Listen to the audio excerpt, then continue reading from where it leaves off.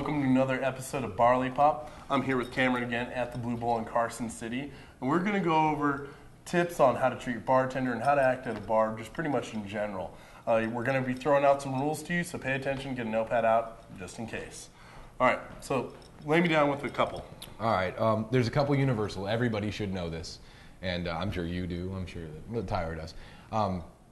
No religion, no politics in the bar. It's just a touchy subject. Every time people start talking about it, it's almost inevitable that there's going to be a fight. People get too drunk and you start talking, someone else gets pissed off. It's not a good thing. It's a good point. Screws you up every time. Yeah. Make sure you're listening to this, okay? If you notice that a girl is with another man, don't grab her ass. Don't hit on her. Don't buy her drinks and not her man. If you want to buy both of them a drink, that's fine. You want to buy her a drink and squeeze up on her, you're probably going to get popped in the eye. It's a good thing to remember. It's an inevitable concept. So make sure, always kind of check the room first, scout it out before you go in. It's always a good point. Yeah. Never talk about anything of any value or substance when you are drunk. Keep conversations light. Jokes are best. I know you know a ton of them. Jokes are one of the best things to do to make so many friends in a bar and very few enemies, unless they're racist jokes or religious jokes or something like that. Mm-hmm. Keep your jokes to one of those things where everyone will like them. Yeah, you can make a couple jokes that are pretty bad at a bar. It's a bar. Mm-hmm. You can do it. But if you know that someone might get offended that's around you, make sure to watch your mouth. Yeah.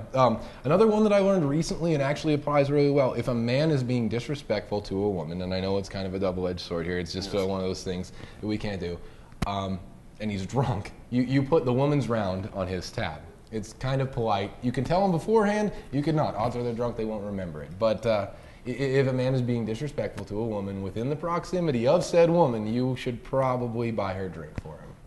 And that's always another great tip. Also, make sure if you know the bartender and you know him well, if you see Cameron here or anything else, don't yell out their name across the bar. Don't be like, hey, bartender, over here, Cameron. You're not getting your drink fast at all. No, they'll take their sweet time, and that's just bad news for everyone because you're waiting on your drink. You're an ass. Don't do it. You know, there's that old saying, the customer's always right. Not necessarily in this profession. You know, no. When you're dealing with a substance that makes people a little bit out of their element, then you kind of have control, and you need to present that you have control. You don't need to be some kind of dictator, like walking around with a billy cup, slapping it on your hand.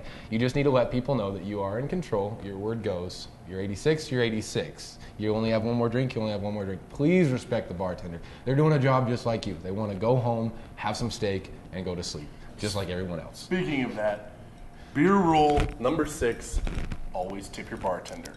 Always tip them well. Because next time they see you, they'll remember if you didn't tip. Yeah. Because that sticks out in their mind. But if you had a good time, everything went smoothly, and you tipped them well, they're going to also remember that, and they'll take care of you next time they see you. Seriously, like Jason or Jedediah or whatever the hell his name is right now, not that great of a tipper. I actually spit in that beer.